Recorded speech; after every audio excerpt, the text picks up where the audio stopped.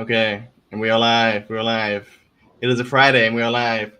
We usually do these on Wednesdays, but we went a little bit out of the usual format today to accommodate Katie, who I really wanted to get on the podcast. I'm always happy to go out of the regular schedule if necessary. I don't mind. I'm happy to do it. And Friday's a good day to do it because Friday's a very relaxed day. Everyone's excited for the weekend. Everyone's feeling good. Everyone's looking forward to it. And I'm really happy to have you here today, Katie. I'm looking forward to this episode. One thing I've been doing also. Sorry to interrupt I was you. just say thank you, and I'm excited and scared and all the things. So That's great. That's perfect. That's great. All of that is good.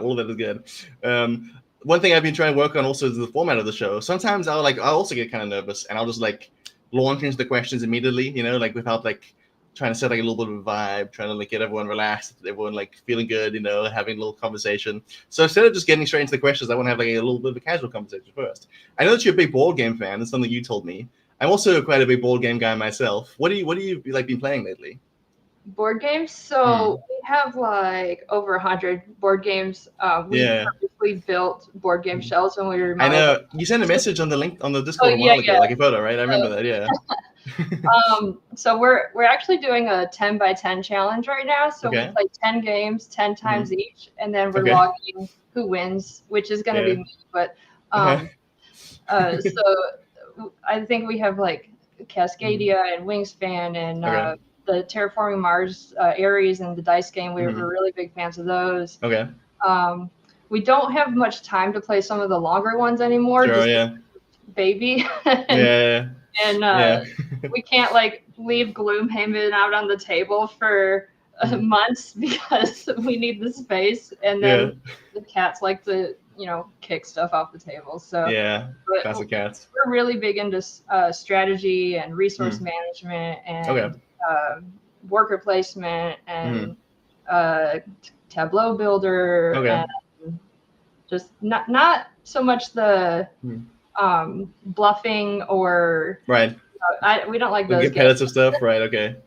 Yes, nice. And it usually has to be something for 2 players because it's mostly just us. So if it's 3 or more, we're kind of well, we shouldn't have bought that. Right. Yeah, I know what you mean. I have definitely less experience with board games than you do. I used to play a lot when I was in high school. A couple of my friends had some games, and me and 3 of my friends, we were very close. We would play board games twice a week. We would mostly play Small World. I don't know if you know Small World. I'm aware of it. We bought it and then never opened it, and then ended up just giving it to our son. Yeah, it's fun. I mean, you have to have 3 players minimum, maybe 4, but it's a lot of fun. We play that twice a week. We also play Catan a lot. Catan, obviously, that's a very famous one. There was also Catan is better with Seafarers or with Cities and Knights. Base Catan is really boring.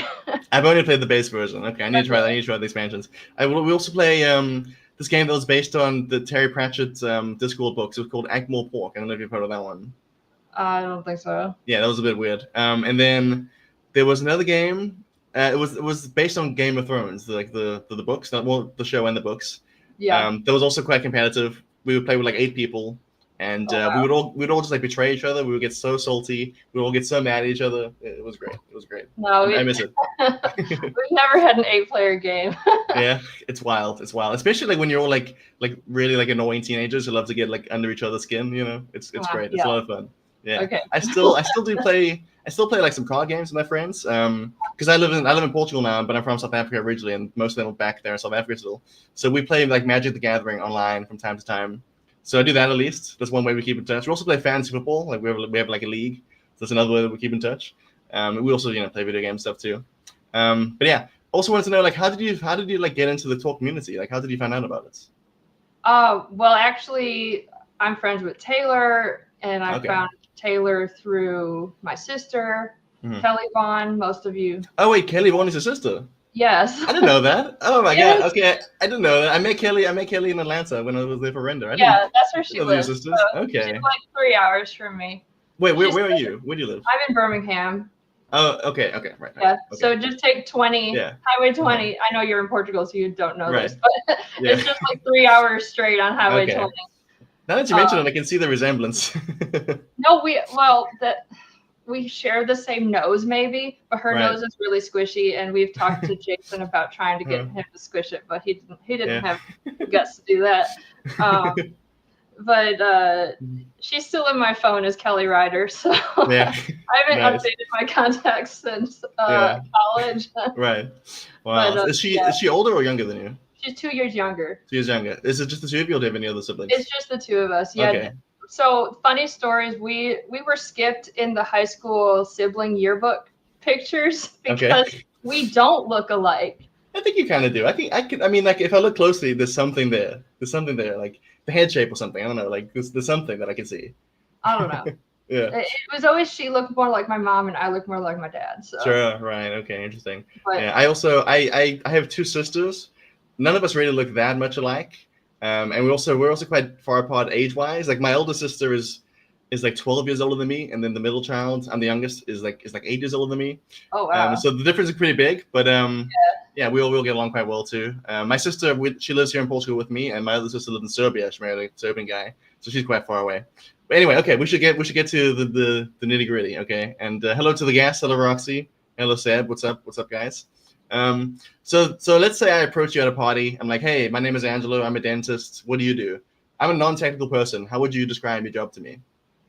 So I work at Kinder Morgan right now. I have a 1-year contract, and my job is to make sure all of the natural gas meters in my area are reading correctly. So that makes it so that your gas company doesn't bill you too much because prices are wrong or something like that. So okay, nice. And that's the summed down version, I guess. Yeah. Okay. And then if I say to you, I'm a front end developer, I'm a tech person, would you describe your job differently to me?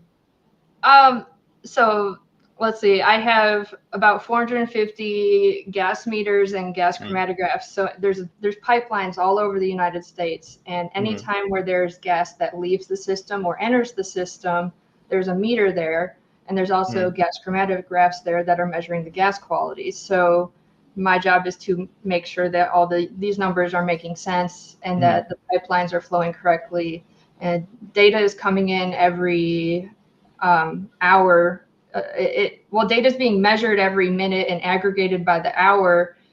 And it comes into my system, and then if it's outside of certain parameters, it's flagged, and then I have to go investigate, like, is it a real number? Is there something wrong? And if something is wrong, I dive into it and say, okay, it looks like maybe the temperature's off, or it stopped flowing. We need to send a tech out there. And so there could be any number of things.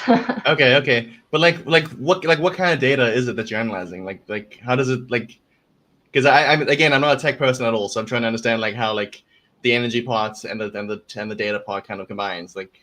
Yeah, so it's measuring all the parameters. So you got your temperatures, your pressures, your flows.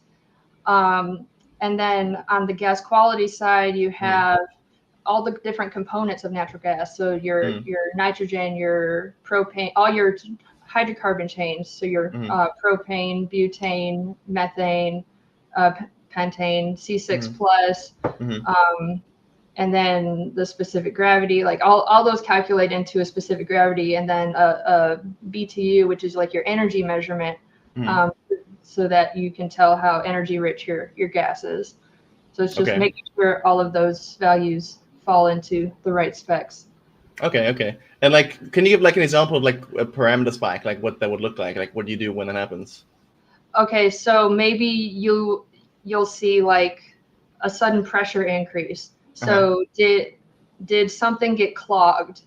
Did the meter stop running? Did like there's a whole bunch of different things I can go look at to see what the problem is, but it's not always the same thing. Sometimes it's as simple as it skipped recording and put it on the next hour. So then I just have to cut that hour in half and put it on 2 lines, type of thing. So it's just making sure all the numbers look right. Okay, nice. And like to resolve an issue like that, you would need like to send the text, or was it like something you can do on your side to like change something? If it's on the data side, I can do it here. If it's something on the meter side, like they need to go manually do something at the meter, I have 8 different techs depending on the region, and so I'll just contact whoever's in charge of that meter and say, hey, we're having this problem. Mm-hmm. You might need to go check what the temperature probe, whatever the gauge is, just to try to troubleshoot why the problem's happening. Okay, so there's 8 techs. Like, so what is the area of like locations? Is it like the whole country, or like is it like your states, or like? My team's territory is like kind of starting at the edge of Louisiana all the way to the end of Georgia. So my specific territory is everything over Georgia, a little bit into South Carolina, and a little bit into North Florida. Oh, okay, cool. Okay, so tell me about your learning and career path, like your background, and how the things that you learned to get you into this position.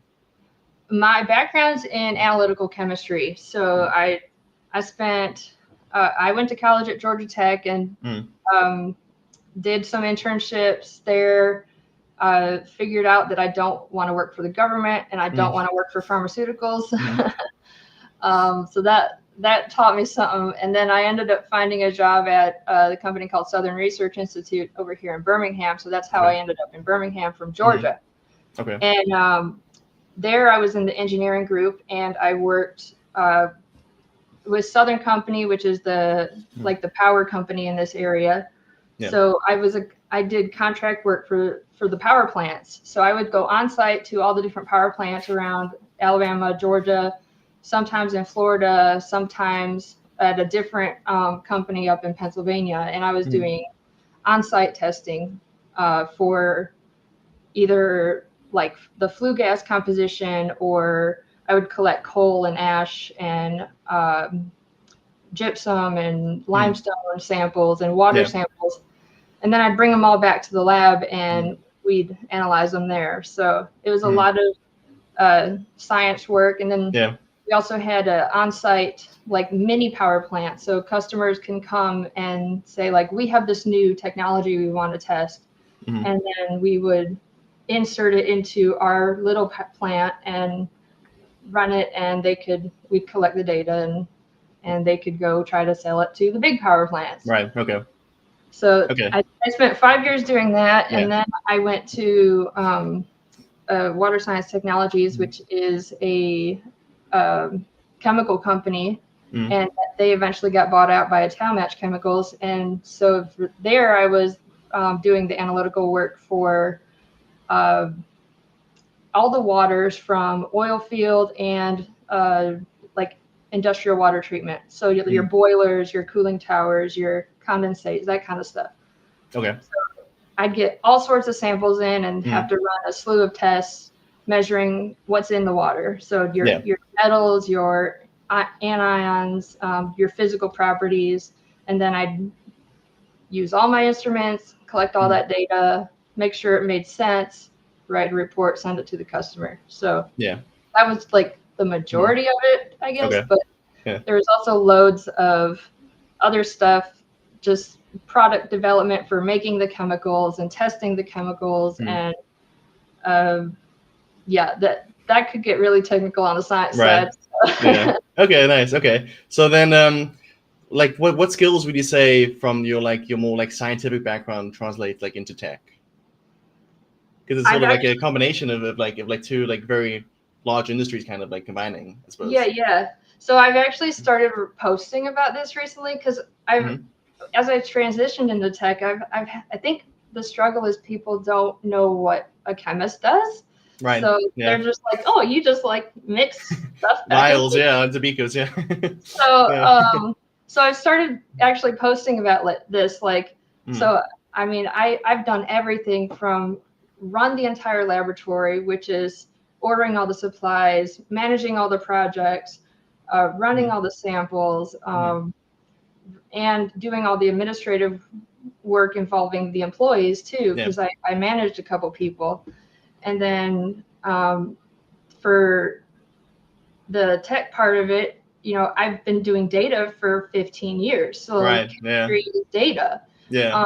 I've been doing the entire data cycle too. So I've been developing the test. I've been doing the test. I've been analyzing the data from the test and then writing the reports from the test. So, and not many people can say they've done the entire data cycle. Just seeing that, these are the numbers I got. Let's just run with it. So okay, so it was a pretty seamless transition, I guess you could say. Yeah. Well, to me, yes. To recruiters, not so much. Right. Yeah. And I actually started looking into data analytics because of Kelly's recommendation. Because probably about 3 years ago, I'm like, I'm ready for something more. Like I've been like, my first career goal was a lab manager, and I achieved that. And then I'm like, all right, now what? So she recommended looking into data analytics. So that's when I started to learn to code, and so I did some Python and SQL, and I mean, I've used Excel most of my life, so that's what all my data stuff has been in. Okay. And so that's when I started looking to transition. So so you studied through Code Academy, right? That's what you told me. Yeah. Okay. Yeah. Okay. And it's pretty straightforward to me. So I just haven't had the chance to use it professionally. So Okay. Yeah. How was the process of learning through Code Academy? Did you enjoy it? Was it difficult? Oh yeah, I really enjoyed it. I there were many late nights that I was just stuck to my computer, just what's next? Yeah. That's a good feeling when you're learning something, when you have this sort of obsessive interest in just learning more and more and more. Yeah. Which some people get with coding, which is a good thing, I think. So what does your day-to-day work life look like? Is every day kind of the same, or is every day kind of different? Nowadays, every day is pretty much the same. There's an internal kind of database program that we call it VMA, but it's not really called that. That's the old name, I guess. But right. Okay. So I have a dashboard of all my errors that I have to go look through. Right. And so then I just go through it. Every meter has a PIN number. And so then I can go through the software, type in the PIN number, and figure out, what's wrong with it, and then contact the tech. So there's a lot of waiting for responses, and just trying to do some math. The harder parts are when we've lost data for days or something because a meter's down. So I need to contact the customer to see if they have a meter that they're doing check measurements with. Right. And back calculate into our system, or so it. Okay. Yeah. And do you have a lot of anomalies going off at the same time? Do you have a way to prioritize them? How does that work? Yeah, so there's 3 different types of errors. That ones are just the kind of low level ones are just warnings. Then there's pendings and suspendings. So the pending and suspending errors will stop data from going downstream. So that means the customer can't see the data. So those errors we want to clear first, and that could be something that's usually a configuration thing, or something in the daily calculation didn't work right. So I always go and clear those first, and then we'll go into the lower level stuff. Okay, yeah. What kind of person, personality wise, would you say is suitable to this kind of role? Someone who's very calm, someone who's very intense. Is it a specific type of person, or is it gonna kind of vary? You need to be curious. I'll tell you that. Curious, okay. If you can't, if you just take numbers at face value, right, you shouldn't be a data analyst at all. Right. Okay. Okay. A scientist. You need to be curious. You need to question things. You need to just be why is this like this? Or what if something starts to look wrong, I have the ability to go back about 7 years worth of data and track this. Yeah. So it's where did this problem start happening? Has it been slowly happening over time, or is this a sudden thing? So you need to be able to go investigate and know what questions to ask, and don't just say, okay, that's what it is. So, right. Okay. You have to be a detective a little bit. You have to maybe solve the case, kind of. Yeah, I love problem solving. So I mean, I guess that also kind of translates to the board game interest a little bit too. Oh yes, yes. Yeah. I'm always thinking 3 steps ahead. My husband complains you're just finishing the game when I'm getting started. Yeah. I know the type. One of the guys I used to play with, his name is Ted. He's one of my closest friends, and he would almost always win because he just has like the mind for it. Some people just have this mind for it. Like there should be a detective in the in like another life or something. Yeah, yeah. And then I can always point out, like, this is what you should have done, and then right, yeah, but that makes it worse. You decided to go this way while you zigged when you should have zagged. And yeah. Are you good at chess? I don't play chess. I know how to play chess, but I don't play chess now. I imagine you could get quite good if you practiced. I think that's something that would be quite suitable for your brain. I think. I'd rather do other things. Yeah, no, that's fair. So if someone wanted to like get into a data role like in an industry like this, like in the energy sector, like is there like a certain skill or like a mindset that you think that they need the most? Like something they should definitely a mindset. Yes. Yeah. Okay. So, like I said, being curious, questioning, that's the whole mindset. And I don't know. Yeah. Okay. Is there like maybe a specific skill that should like really hone in on?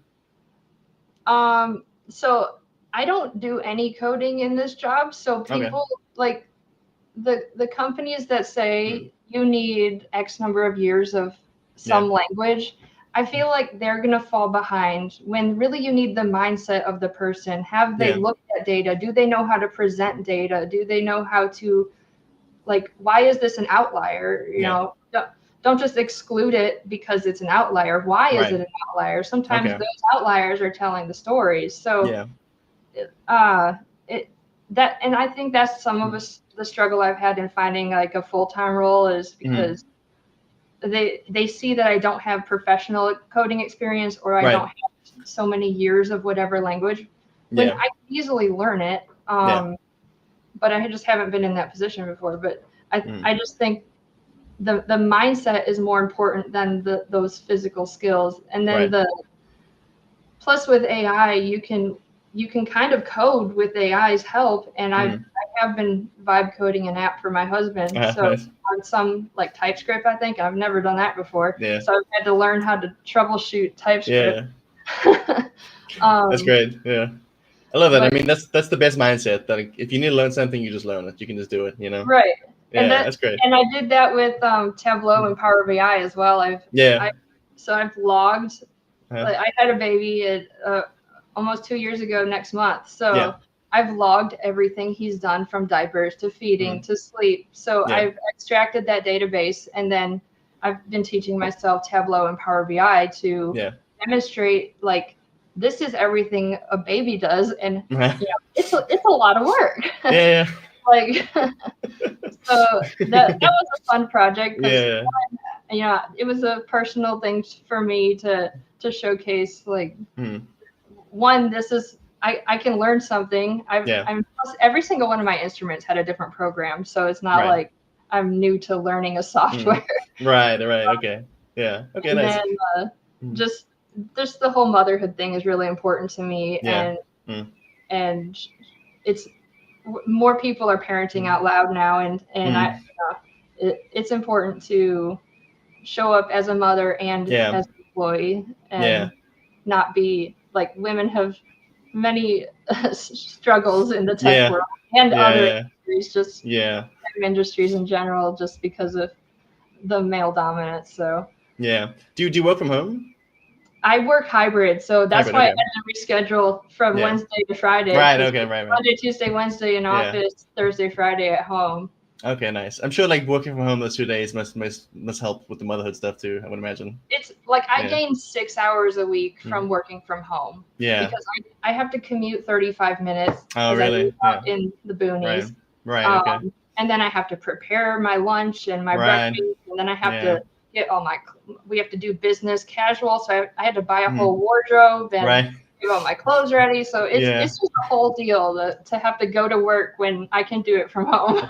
Yeah. I agree. I mean, I much prefer working from home too. And don't talk to anybody. So yeah. I mean, I personally, I'm a very social person by nature. I just like I get enough like of my social enjoyment just from like doing stuff outside of work. I mean, I'm at home and I'm working, I'm by myself, but I'm enjoying it because I'm at work.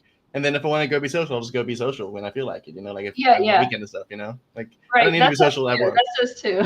Yeah, exactly. And the good thing is I have more people to bake for, because if I love baking, and if I baked everything and ate it all, that would not be good for me. Yeah. Yeah, I know what you mean. Okay. Do you have any like an example of a time like when your analysis caused something big or like presented like a potential issue from happening? Okay, let me think about this one. Yeah. I You need got to anything good? for this one. Yeah. It's gonna like to spring up random questions because maybe sometimes the first one you think of is the correct answer, you know? Yeah. So I've never been on like the money end of things, so I don't know how like impactful it is that way. Sure. But, fair enough, yeah. There was a meter that I caught that hadn't been like it was flowing, but the system wasn't picking up that it was flowing. Okay. And it had been doing that for like 6 months. Yeah. So that caused a whole thing. Right. Okay, nice. We ended up getting that fixed, but yeah. Yeah. Okay. And how has like AI impacted the job? Has it changed anything at all, really, or? Well, I hadn't used AI at either of my jobs. It's been more my own thing. Okay. And I use ChatGPT for a lot, like just organizing my life. Sure. Yeah. Same. Like helping with my resume, coming up with different job titles to search for. Just everything with the job search, and then I use it for troubleshooting. Like we knocked this house down to the studs and then built it back up. So after that, I've had, and that was pre-AI. Right. So, but now I'm using it to like, okay, my ice maker stopped working. Right. How do I fix it? This is my fridge. This is my model. Yeah. What is doing? Help me walk through the steps to troubleshoot it. And then I did another one where the breaker box was doing something funky. So I just use it as like my handyman. And no, I use it for the same kind of stuff. It's like a replacement for Google, kind of, or Reddit, I guess. I think it gives more in depth of options rather than just here's a post someone did 3 years ago. Yeah, because you can have like a live dialogue with it too. It's not just you read the post and the person will never show up again to respond or anything like that. It's great. I mean that's the main use that I have for it. It's like a calculator kind of. It's like a tool that you use just to gain information. For me, at least. I mean, some people will abuse it a little bit, but depends on the person. Yeah, I don't agree with the whole using it to like post comments and stuff. Yeah. Why bother? You're just that's a waste of everyone's time.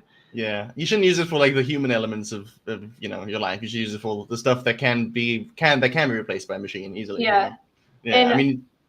And I think the companies that are replacing their data teams with AI are going to end up backtracking because AI does not know the whole backstory of why something happened. It also doesn't know how does this problem over here might relate to this problem over here. But unless it's directly fed that information, it's not going to know to like connect that stuff. So having the lived experience of working with this stuff is more important than just replacing data teams with an AI. 100%. Okay, we're almost at the end. Do you have any advice for someone who wants to pivot into tech from like a science background or similar to you, anything like that? So the first thing I had to do was just own it. Like my title was analytical chemist, but I was doing data analytics, so I called myself a scientific data analyst. Yeah.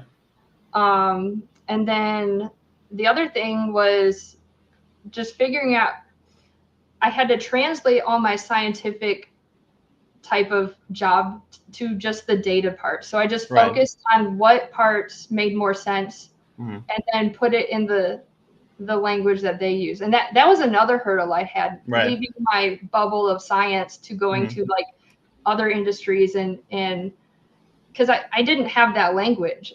Just terms like root cause analysis or ideal customer profile, ICP, which for me an ICP was an inductively coupled plasma mass spectrometer.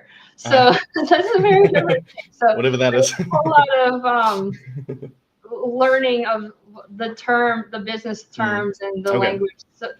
because looking at the job descriptions, I was like, I've never done that. I've never done that. So then once I put my resume into ChatGPT, I'm like, based on like this information, and I did like a career dump into ChatGPT. I'm like, based on this information, have I done this before? And then it pulled out like a whole bunch of lines. I'm like, oh, I guess I have. Yeah, nice. Okay, cool. Okay, final 2 questions. First one, anybody that you want to shout out that's doing cool stuff, any like in the industry or anything like that? Let's see. I'll shout out my my sister, Kelly Vaughn, for doing awesome things with Zapier and she just made the 40 under 40 at UGA. Amazing. She's always doing something cool, and I get to preview it a lot of times. So Nice. All her thousands of side projects. And nice. What else? I just follow a lot of data people and just like to learn from them. It's just a fun thing. Okay, nice. Okay, final question. Is there a final piece of wisdom you want to leave us with? Anything that you would tell your younger self? Anything like that? Anything you think of? Ooh, okay. I would tell my younger self that I deserve space in the room. And so a lot of times I was the only female, or I was the youngest. So I just kept quiet. And I would tell my younger self now that I do have knowledge and that it is valuable, and don't wait to be called on. Just speak up. And it's taken me a long time to learn that, but I'm trying to insert myself into the conversation because other people's voices aren't more valuable than mine. Exactly. I love that. That's perfect. Okay. I hope everyone takes that into account. All right. So that's it for this week. We'll be back next week. No, I'm not. No, my guest canceled on me next week, so we're back the week after. Katie, thank you so much for coming here today, for being on the podcast. Can you stick around so I can say goodbye to you backstage? Sure. As for everybody else, hope you enjoyed the show. See you in 2 weeks. And that's about it. Thank you. Thank you.